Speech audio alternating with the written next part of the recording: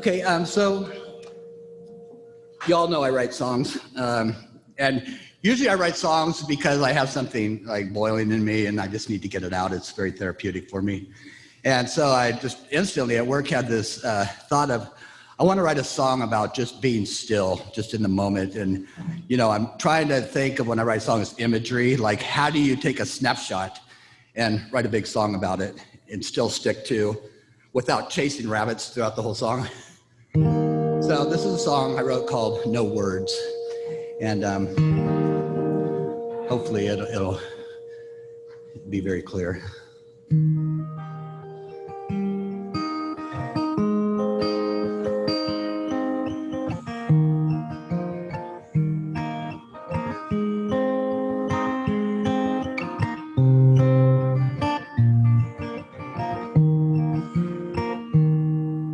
How does one describe the northern lights with just a word? And how the colors flow above the earth so bright? Don't you know there are no explain the beauty of the morning, waking up to hear the singing birds, to watch the sunrise with the sound of nature. There are no words. Can you tell between a pink and a yellow rose by just the touch when your eyes are closed? Don't you know there are no words?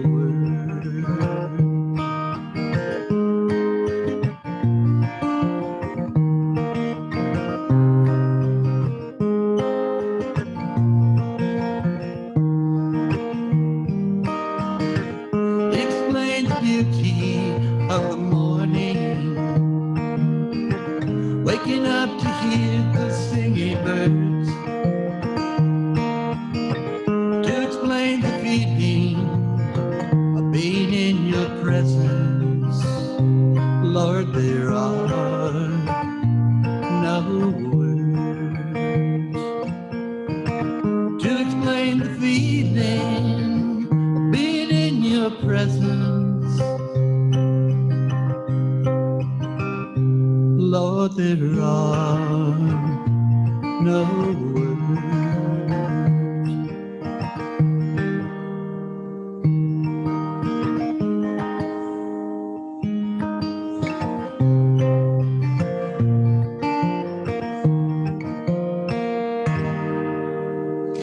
Thank you.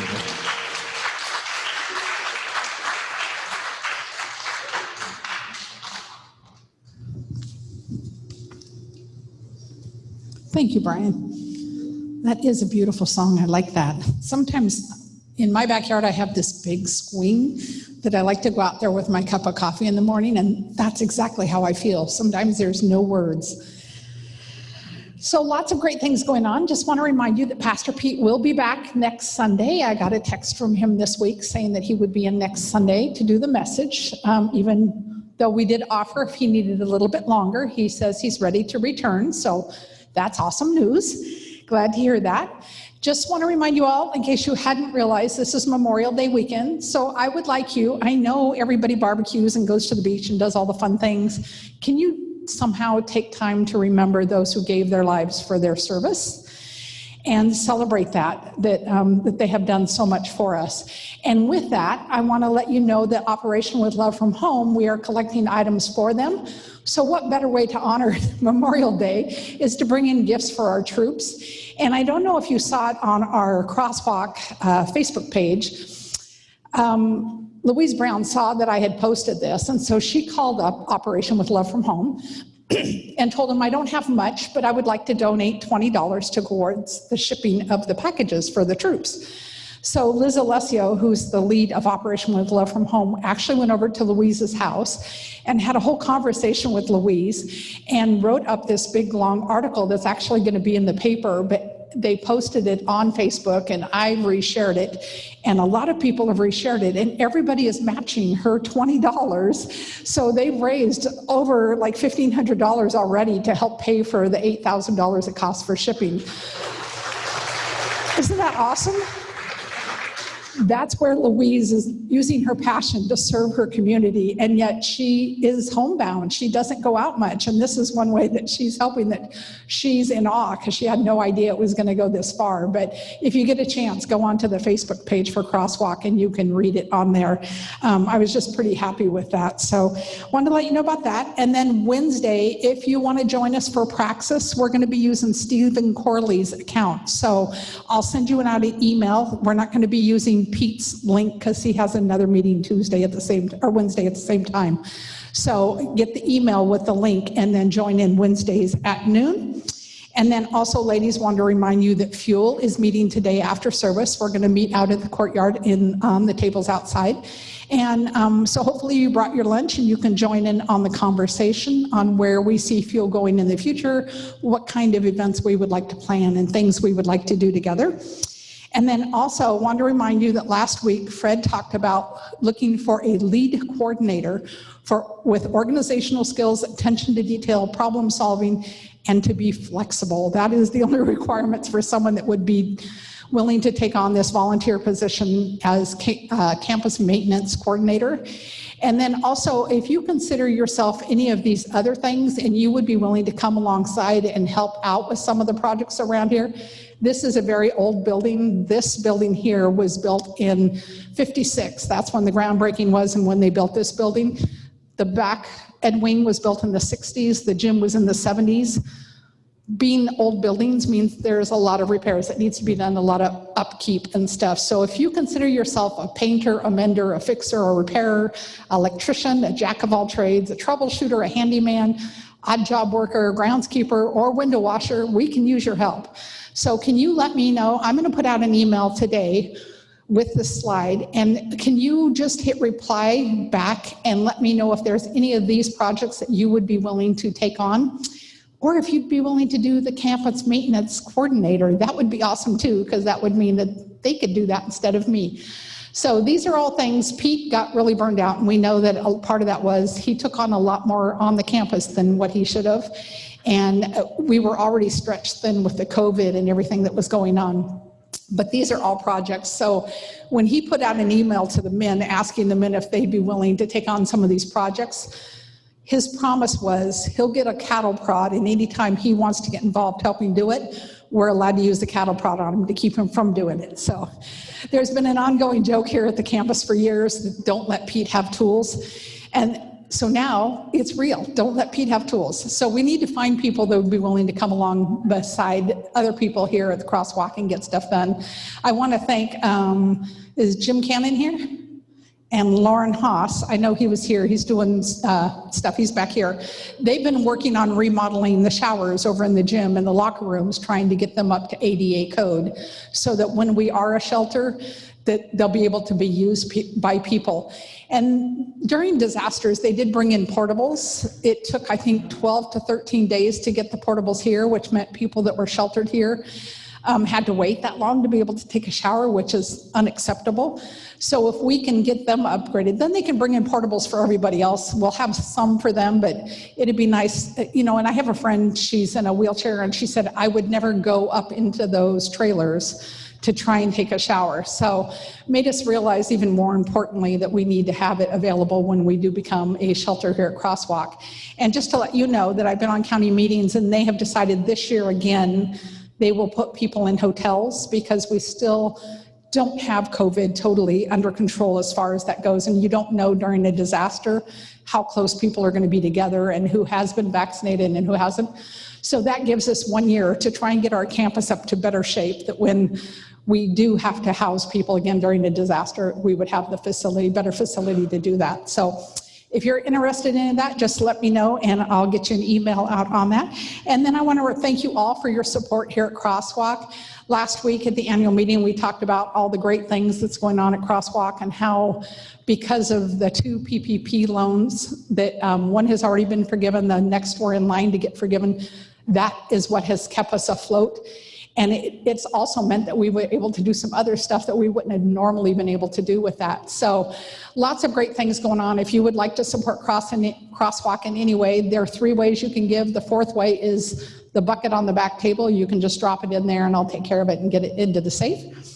So thank you all for being part of Crosswalk and supporting Crosswalk the best you can in any way that you can. We truly do appreciate it. And now today, I was going to ask you, why are you here today? This is the last week we're having Reverend Shannon Hickey, Wakoh Shannon Hickey, sorry about that, to give us a presentation. So I'm hoping that you're enjoying this as much as I am, learning about these other world religions. That's awesome. And the whole reason we're doing that is so that we won't be ignorant and that we will be more graceful and more informed and respectful of other religions when we see people out there in the world, and not be afraid when you see people out there because you want to put them in this little bubble that what you think that they are. So I really want to thank Reverend Wakoh Shannon Hickey, and will you please welcome her up here today.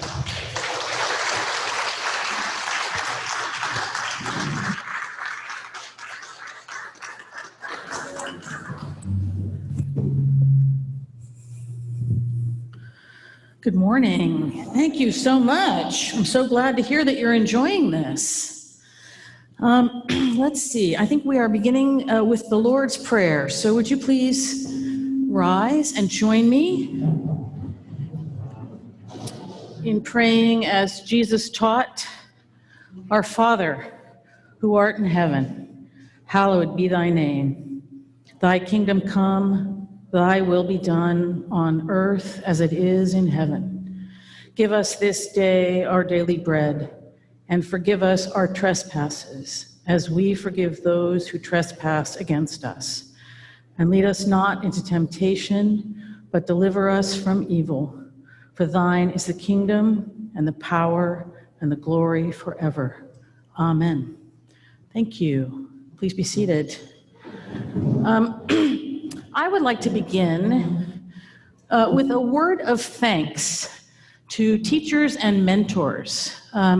This week, in the last 5 days, have been the birthdays of a number of teachers and mentors who have been very important in my life. My friend Randy makes a practice when he thinks of a teacher who was important to him to say that person's name out loud. And so the birthdays in the last 5 days of these teachers of mine include Reverend Jeanette Stokes, the founder and executive director of the Resource Center for Women and Ministry in the South, which does amazing work. Dr. Jennifer Anderson, a school counselor at UC Berkeley who helped me through a tough time. Cynthia Winton Henry, the co-founder of Interplay, which is a wonderful practice that I also do. My father, James Hickey, former planning director of Napa County. Linda Jew, an editor of mine when I was in college. The Reverend Diane Benage, a spiritual mentor of mine. Veterans. I serve veterans as a hospice chaplain up at the Veterans Home, and I have learned a great deal from them, and I'm deeply grateful to them. So I want to echo Dar's request that on Monday you find a way to honor the people who have given their lives in service to the country. And finally, my friend Surtaj Singh, from whom I have learned a great deal about the tradition that we're about to learn about this morning. So I just want to invite you to take a minute. If there is a teacher who has been important to you in your life, just say their name out loud. Peter Shaw. Peter Shaw, yep. Who else? Mr. Harrington. Mr. Harrington. Thank you. Great. Very good. Don't forget to say their names and honor them. All right. This morning, we are learning about Sikhi. That is the, excuse me, in the United States, we tend to say Sikh because the word Sikh is a homonym for the English word meaning ill. So, but the way that practitioners of Sikhi pronounce it is Sikhi, that's the name of the religion. And it is not covered in this book, God is Not One, which is why I thought it would be important to talk about it when I had an opportunity. And the symbol that is up here on your right is Ek Onkar. So Ek meaning one, Onkar, God, one God. And that is a very common symbol of Sikhi. Another, we'll see on the next slide, is this is the Khanda up here. And in the center is an upright two-edged sword, and then a circle, and then two crossed daggers.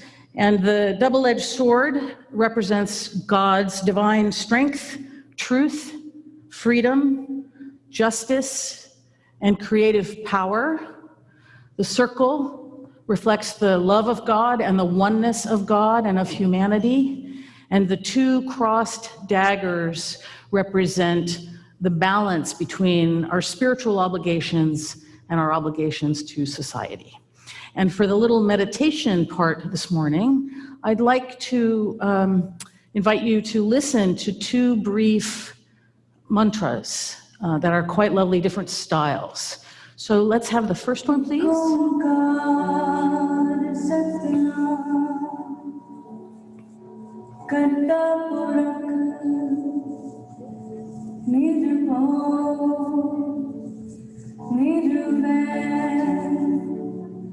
Akal Murat Ajuni Sevam Guru Prasad Jap Aad Sach Jugad Sach Hai bhi Sach Nanak Hosi Sach सोचे सोच ना होवे जे सोची लखवा चुप चुप ना होवे जे लाई रहा लेवता भुखिया भुख ना उतरी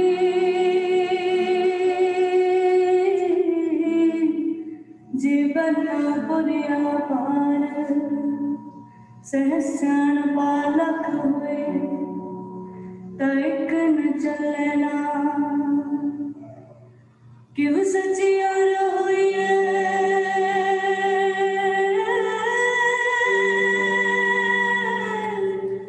क्यों कूड़े टुटे हुक्म रजाई चलना नानक लिखिया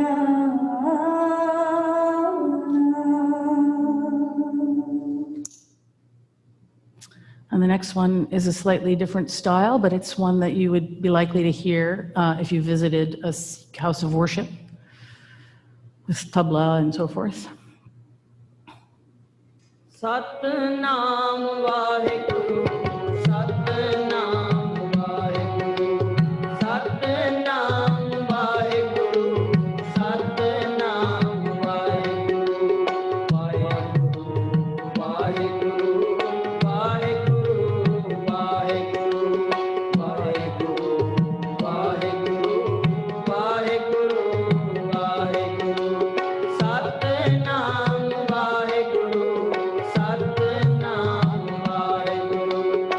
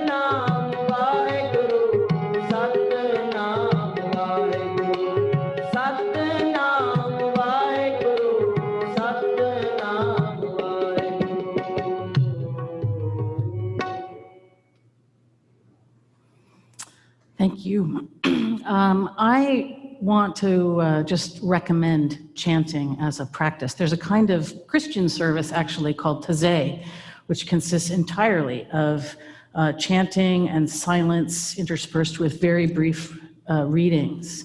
So maybe I'll talk to Pete about that. Waheguru is a name for God, and the human gurus of the Sikh tradition are the ones who teach about God's will. Let's go to the next slide. Some basic things about Sikhi are that it is, and if you can't see this clearly, don't worry about it. Dar will send out the slides afterwards so that you can see the text more clearly. Sikhi is the 5th largest religion in the world. They don't proselytize. They originated in the Punjab region of what is now northern India and Pakistan. Was founded by Guru Nanak, who lived in the latter 15th and early 16th century. And he was followed by a succession of 10 gurus, the last of whom was named Guru Gobind Singh. He lived at the end of the 17th, early 18th century. And there's a strong emphasis in Sikhi on religious freedom and on protecting the vulnerable and the oppressed. Sikhi includes elements of both Hinduism and Islam, and you'll probably see that. If you've been watching this series, you may be able to make some of those connections. And there has been a history of conflicts with and persecution by both Hindus and Muslims. Under the Mughal Empire, Sikhs were persecuted, and there have been conflicts also between Hindu nationalists and Sikhs, as well as, in particular, Sikh separatists. We'll say a little bit more about that later. Next slide. Guru Nanak was born into a Hindu family, probably a family that worshipped Vishnu. And he married and had 2 children. He was very devout, and he was drawn to the bhakti, the devotional tradition of Hinduism. He was very much involved in meditation and chanting and saying the names of God. One day while he was bathing, he disappeared underwater and was gone for 3 days, and people thought that he had drowned. But he came back 3 days later, and he said that he had been in the presence of God, and he realized that God was neither Muslim nor Hindu, and he began a 20-year journey traveling all over, as far as Mecca and so forth, talking with Hindus and Buddhists and Muslims and Jains. And he attracted a following and established a community. Next slide. So Sikhi is monotheistic. There is one God, and also pantheistic, which means that God is present in everything, right? And you could think of God as being distinct from reality, but also immanent in it, also present everywhere in it, like an artist is present in the work that they create, and in some ways knowable through the work that they create. Like Hindus, Sikhs believe that the universe is orderly, and Akal Purakh, which is another name for God, can be known through God's creation and through meditation and prayer. Sikhi shares a Hindu belief in time as cyclical, that we are involved in a cyclical process of birth, death, rebirth called samsara, that is driven by karma, by the consequences of our actions, the moral consequences of our actions and our intentions. Believe in reincarnation and in the possibility of liberation from samsara, which Hindus call moksha, Buddhists call nirvana, and Sikhs call mukti. It also draws, as I said, on the bhakti or devotional aspects of Hinduism. Sikhs reject the Hindu Varna system of different social classes and the caste system. And it has this in common with Christianity, Buddhism, Islam, and the Jain tradition of India as well. There is an emphasis on equality between the sexes, although sometimes in practice culturally, the division of labor is men do the religious stuff and women do the cooking. But there is nevertheless a value of gender equality. Let's go next slide. Sikhs also celebrate Vaisakhi, the Hindu New Year, and Diwali, the Hindu Festival of Lights, which I talked about when I spoke about Hinduism here earlier. Core values of Sikhi include working in society. So it does not have a monastic tradition like Hinduism and Buddhism do, and Jainism. It is more like Judaism and Islam in this way. So we are expected to work in society. We're expected to make a spiritual practice of charity. 10% perhaps of one's income would go to charitable causes. And a strong emphasis on remembering God at all times as the only doer and giver of anything and everything. And what this is done through daily prayer and meditation. Next slide, please. So the 10th Guru, Gobind Singh, decided not to invest the spiritual power in a human successor, but into the scriptures of the community. So a text called the Adi Granth was compiled by the 5th Guru. His name was Arjun Dev, and he was in the latter 16th, early 17th centuries. He compiled this collection of hymns from various religious traditions. Multiple traditions are represented. It's written in the Gurmukhi script, and every copy of it has the same number of pages. They are paginated exactly the same way, 1,430 pages. And this text, now called the Guru Granth Sahib, is treated as the 11th Guru. It contains 76,000 hymns, and it is literally honored as a guru. So in the house of worship, there's a special room, which is the guru's bedroom, and the guru is put to bed at night and woken up in the morning and brought out during services, brought out and set out under a canopy. And as the leader of the chanting is chanting, someone is standing behind and waving a kind of a fan, just as one would do to honor a human guru. And when people come into the Gurdwara, they come up to the guru and make a prostration and maybe give an offering there, and then go be seated. Next slide.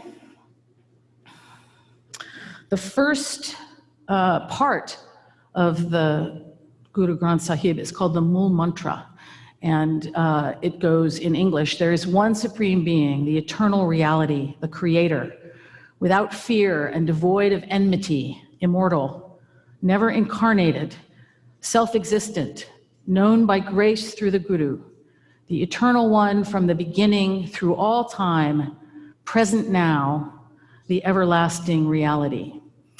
So I'm going to give you a couple of rounds of it. You can hear it.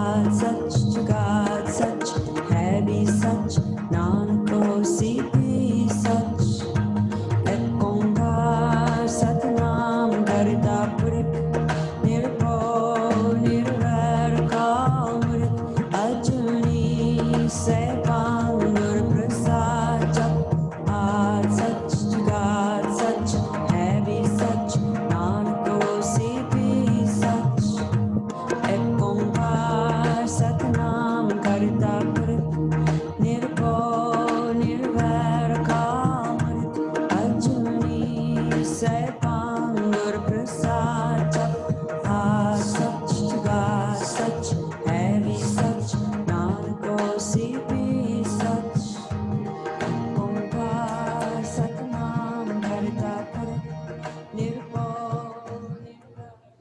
Thank you. Next slide. From the Guru Granth Sahib is a poem by the Sufi poet Kabir that says, "O human, where dost thou seek me? Lo, I am beside thee. I am neither in temple nor in mosque. I am neither in the Kaaba nor in Kailash, the sacred places of Islam and Hinduism. Neither am I in rites and ceremonies, nor in yoga and renunciation. If thou art a true seeker, thou shalt at once see me. Thou shalt meet me in a moment of time." Kabir says, "O sadhu, God is the breath of all breath." Next slide. Here's another one by a Sikh author.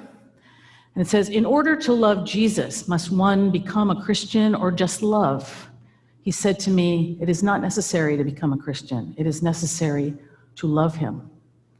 To believe in Moses, does one have to observe any special discipline or just love? The divine command came, only love. Does one have to become a Muslim in order to please Muhammad or only love? He said, one must love. To believe in Buddha, must one become a monk or a Buddhist? He replied, no. To believe in Buddha is to love." Next slide. So a few kind of key terms. First is Panth, the Sikh community, like the Ummah for Muslims, or the Sangha for Buddhists, or the church for Christians. A special subgroup of the Panth is the Khalsa. This is an order of people who are especially devout. They take on particular disciplines, which I'll tell you about. They sometimes call themselves baptized Sikhs, although it's a little different. The ceremony is different than Christian baptism. And again, I'll say more about that in a minute. The morning prayer is called Japji. It is about 20 pages of prayers that is to be said between 3 and 6 a.m. in the morning. And it begins with the Mul Mantra, which is a summary of Sikh doctrine. That's what you just heard. The expression Sat Nam, which you've heard also, is God is truth. And the main practice is kirtan, singing or chanting scriptures. And kirtan is also a Hindu practice, and the Islamic version of it is called zikr. The morning prayer involves thanking God for God's blessings, seeking help to follow God's will, seeking help to remember God at all times, and prayers for the welfare of humanity. Next slide. Sikh identity is ethnic, cultural, and or religious. And people adhere to it in different degrees, just as they do in any religion. And Sikhs acknowledge this openly. But the 5 core kind of practices are called the 5 Ks. The first is Kesh, meaning uncut hair. The idea is God made us the way that we are, and hair is a gift of God, and so it is not cut by devout Sikhs. Men tie their hair up in a turban, and women who are devout keep their heads covered, but they don't necessarily wear turbans, although they may. Kanga is a comb, a wooden comb used to keep the hair neat and clean. The kirpan is a dagger. It can be between 4 and 8 inches long. It should never be taken out of its scabbard unless it is to be used to defend the community or oneself or someone who is being oppressed. And so it symbolizes the readiness to fight for justice and for people who are oppressed. The kach are cotton breeches. They're kind of like boxer shorts that are worn as an undergarment. And kara, a steel or iron bangle on their wrist. So if you're in town and going to any number of business establishments in town, if you see someone with a turban and a beard wearing an iron bracelet, good chance that person is Sikh. Next slide. So the Khalsa is an order of people who choose voluntarily to take on a stricter discipline. The Khalsa was founded by the 10th Guru, Gobind Singh, in 1699. And the story goes that he went around asking, who is willing to lay down their life for the Dharma or the truth? And he went around saying that who is willing? Who is willing? Finally, someone stood up and volunteered, and he was taken away into an enclosure, and with the guru carrying a sword, and a goat was slaughtered behind the scenes, and the guru brought out the bloody sword and said, "Who's willing?" And eventually, 5 people volunteered. 5 goats were slaughtered. And because of their devotion and their commitment, you might be hearing echoes of the story of Abraham and Isaac, or Abraham and Ishmael, if you're Muslim. He brought them out, the guru brought them out well-dressed, and he blessed them, and they were called the 5 beloved ones, and he performed the first kind of baptism ceremony, and he had those people then baptize him. And so in the initiation ceremony, 5 people representing those 5 beloved ones participate in the ceremony. When one does the initiation, a substance, a liquid called amrit or nectar is made by sweetening water with sugar, and it's stirred with a sword, and it is sprinkled on the head, the hands, and the eyes. And when someone is initiated, they then agree to practice the 5 Ks and some additional disciplines, which I will say more about in a moment. Women who are members of the Khalsa take the surname Kaur, which means princess, and men take the surname Singh, which means lion. Next slide. So in addition to wearing the 5 Ks, the Khalsa agree not to cut their hair, not to eat meat that has been slaughtered improperly, not to engage in extramarital sex, not to use tobacco, and not to make any case distinctions between people. Next slide. Boys, by the way, they learn to tie the turban for the first time around 10 or 11, and the turban is really a sign of dignity and honor and responsibility. The place that Sikhs worship is called a Gurdwara. There's a fairly large one in Panol, and the Gurdwara doesn't have any formal clergy. So anybody who can read Gurmukhi and knows how to do the chanting of the Guru Granth Sahib can do that. It's open to everybody. Traditionally, a Gurdwara has 4 entrances at the 4 cardinal directions to signal that it is open to everyone. When you visit, you keep your head covered, and you enter, you greet the Guru, maybe make an offering, and then sit down. Men and women sit on separate sides of the room, but they're all there together on the floor. And the service consists primarily of singing. And it's followed by langar, which is a communal meal. This is a very important practice. Everyone is welcome to the meal. It is free to everybody.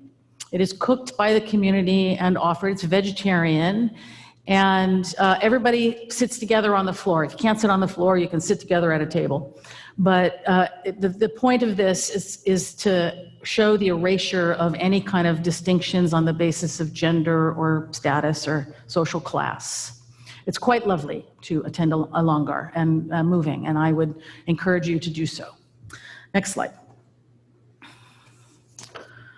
Here's a picture of the Golden Temple at Amritsar, which was built by the 5th Guru, Arjun Dev, and it's surrounded by a kind of a moat where people make ablutions in the water just before prayer in the same way that Muslims do. There's a kind of a walkway to it, but there are entrances on 4 sides. It's quite spectacular inside. Next slide. This is a person reading from the Guru Granth Sahib and leading kirtan in a Gurdwara. Next slide. This is the community singing kirtan on Baisakhi, which is the Hindu New Year, and it is also when the Khalsa was founded by the 10th Guru. Next slide. So in modern history, a few little details. In 1948, the British colonized the Punjab region of India, and Sikh rule there ends. In 1919, a group of nationalists were murdered at Amritsar by the British. In 1947, India and Pakistan are partitioned, and about 2/3 of Sikhs are in what is now the Pakistani part of the Punjab, and they are forced to migrate. 2.5 million Sikhs are forced out of Pakistan and into India. There arose a separatist movement calling for an independent state called Khalistan. And in 1984, the Indian Army went in and stormed the Golden Temple, where they believed that the separatists were hiding in an event called Operation Blue Star. And they killed many thousands of people. The British killed many thousands of Sikhs.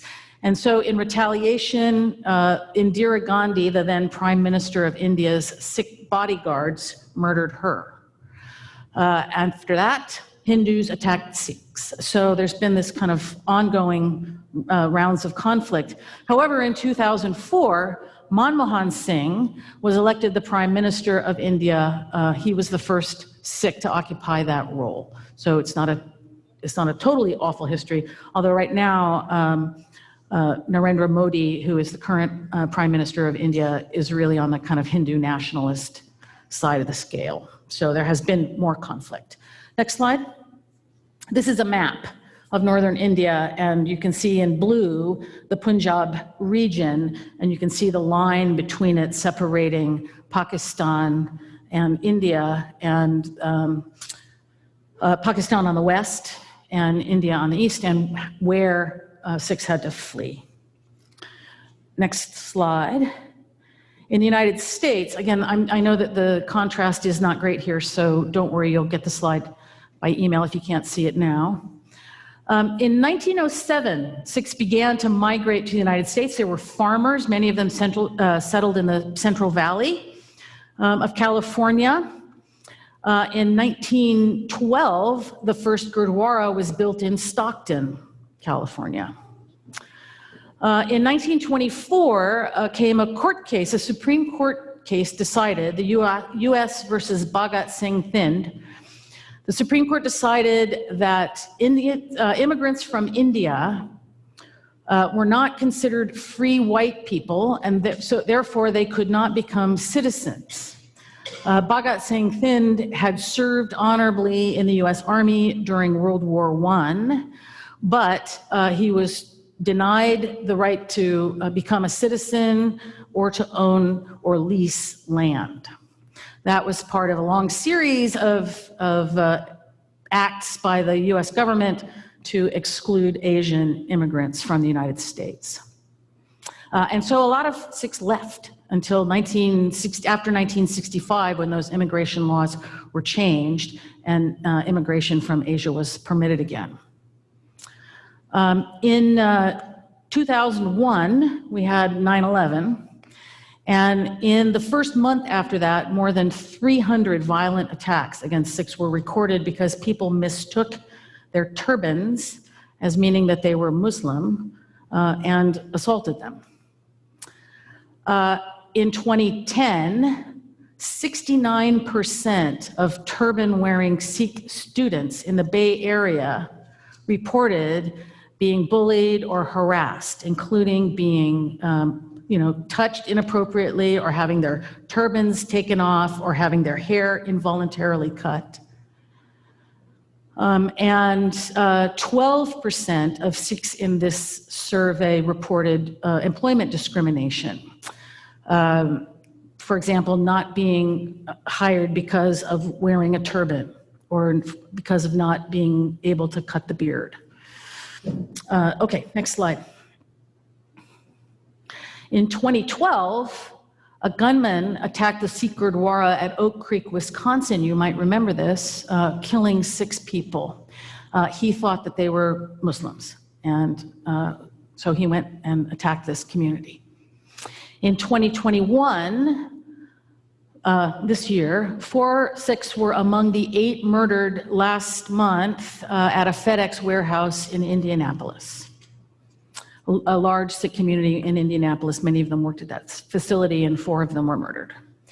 And last week, Taptajit Singh, a 36-year-old transit authority light rail operator, was among the 9 people murdered in San Jose last week. Next slide. So this is Oak Creek. This is police responding to the violence at the temple, the Gurdwara in Wisconsin. Next slide. This is the community waiting for information. Next slide. Next slide. This is Taptajit Singh, who was murdered last week after directing other people to safety. Next slide. This is Balpreet Kaur, and she is a female member of the Khalsa who does not cut her hair, her facial hair. And she was photographed standing in line at the airport, and a picture of her went out on social media mocking her for having facial hair. And there were a lot of really mean comments about it. So the picture on your left is the one that was sent out on social media, and then the next is a portrait of her. And I'm going to read you her response, although you won't be able to read it on here on the screen. Go ahead. Next slide. She wrote, "Hey guys, this is Balpreet Kaur, the girl from the picture. I'm not embarrassed or even humiliated by the attention, negative and positive, that this picture is getting, because it's who I am. I'm a baptized Sikh woman with facial hair. Yes, I realize that my gender is often confused and I look different than most women. However, baptized Sikhs believe in the sacredness of this body. It's a gift from God that has been given to us by the divine being, which is genderless, actually, and we must keep it intact as a submission to the divine will. Just as a child doesn't reject the gift of his or her parents, Sikhs do not reject the body that has been given to us.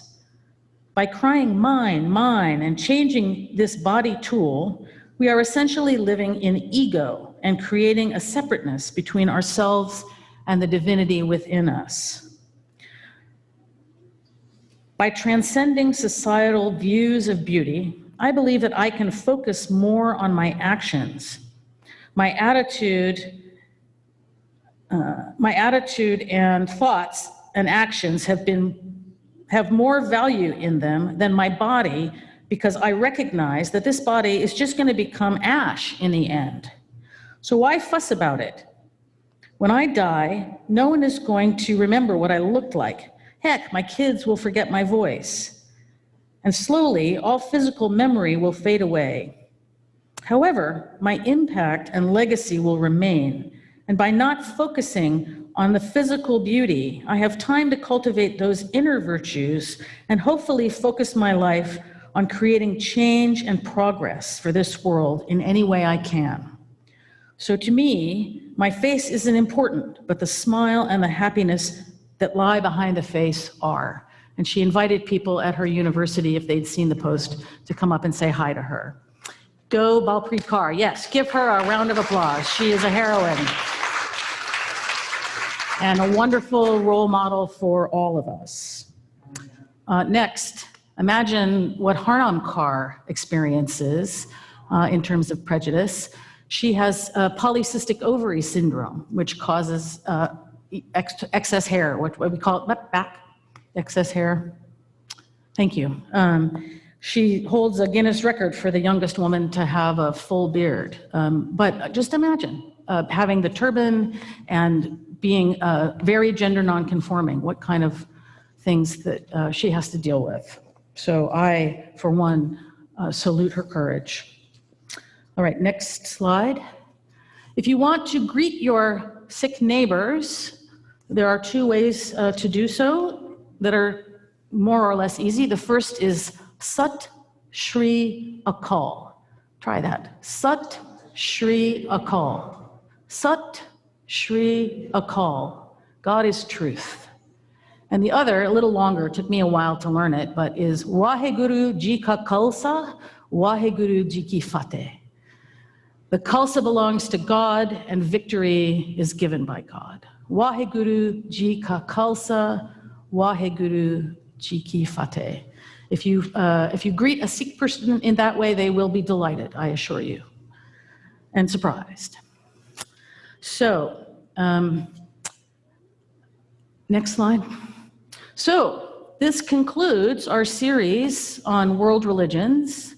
I want to thank you very much for your kind attention, for your kind feedback, for your warm welcome, and for your openness to learning about the people in your community.